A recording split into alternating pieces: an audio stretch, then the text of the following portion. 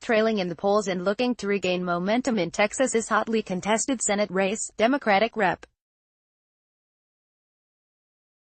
Beto O'Rourke came out swinging in his final debate against Ted Cruz, repeatedly questioning the Republican senator's honesty and work ethic as the two clashed over a litany of issues including immigration, abortion rights and President Donald Trump. O'Rourke, a three-term congressman from El Paso whose campaign has attracted large crowds and celebrity support, has spent much of his candidacy preaching a message of hope and civility and decrying negative attacks from his GOP rival. But days after telling supporters that he would get tougher and offer more contrast with Cruz, O'Rourke took the stage in San Antonio and immediately went after his opponent, questioning why he hasn't stood up to President Donald Trump or delivered more for average Texans. He repeatedly accused Cruz of being more focused on his own political career than his constituents. Ted Cruz has put his career above the interests and priorities of Texas, O'Rourke said. Ted Cruz is for Ted Cruz, the El Paso congressman, who spent months on the campaign trail barely using Cruz's name, was noticeably more aggressive than in the candidate's first debate, using every opportunity to pounce on his Republican rival. While Cruz was equally aggressive, he could often be heard chuckling in response to O'Rourke's jabs. In one of the more fiery exchanges, O'Rourke pushed back when Cruz repeated a talking point from a recent attack ad, accusing the congressman of voting in favor of $10 per barrel gas tax. O'Rourke accused him of twisting his record. "Senator Cruz is not going to be honest with you," O'Rourke declared.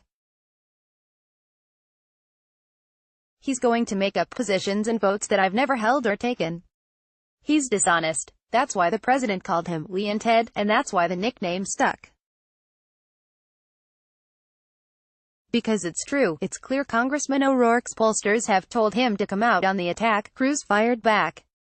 "So if he wants to insult me and call me a liar, that's fine." A fact-check by the Dallas Morning News, before the debate, said Cruz's charge was based on a vote by O'Rourke against a non-binding resolution in the House that expressed opposition to an increase in the federal gasoline tax to pay for infrastructure repairs. The tax itself, a proposal by the Obama administration, never came up for a vote, and the resolution in opposition had no effect. It was widely viewed as a tactic by the Republican House leadership to put Democrats on the defensive, exactly as Cruz is now doing to O'Rourke. Cruz accused O'Rourke of being too liberal for Texas, citing what he described as O'Rourke's extreme positions, including his support for abortion. He suggested O'Rourke is captive to the angry left. When O'Rourke criticized Cruz's role in the 2013 government shutdown, Cruz suggested electing O'Rourke would lead to even more Washington gridlock. He suggested his Democratic rival, if elected, would play a central role in efforts to impeach Trump, leading to 2 years of a partisan circus and a witch hunt on the president, and utter chaos. "Really interesting to hear you talk about a partisan circus after your last 6 years in the Senate," O'Rourke shot back. The two clashed over immigration, with Cruz touting his support for Trump's proposed border wall and O'Rourke attacking Cruz for shutting down immigration reform efforts in the Senate over his opposition to giving legal status to so-called dreamers, young immigrants brought to the country illegally as children. It was the last scheduled debate between Cruz and O'Rourke in what has been a surprisingly competitive Senate contest in one of the most conservative states in the country. O'Rourke is vying to be the first Democrat elected statewide in Texas since 1994 and has raised more than $61 million in that quest, including $38 million in the last 3 months alone, a new record for any Senate candidate in history. But recent polls show Cruz has widened his lead in the polls, after a summer in which he and O'Rourke were nearly tied.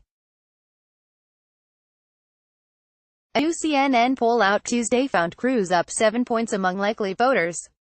But O'Rourke's camp believes they are still in the hunt, aiming to turn out new voters and non-voters, as he describes them, who may not show up in polling.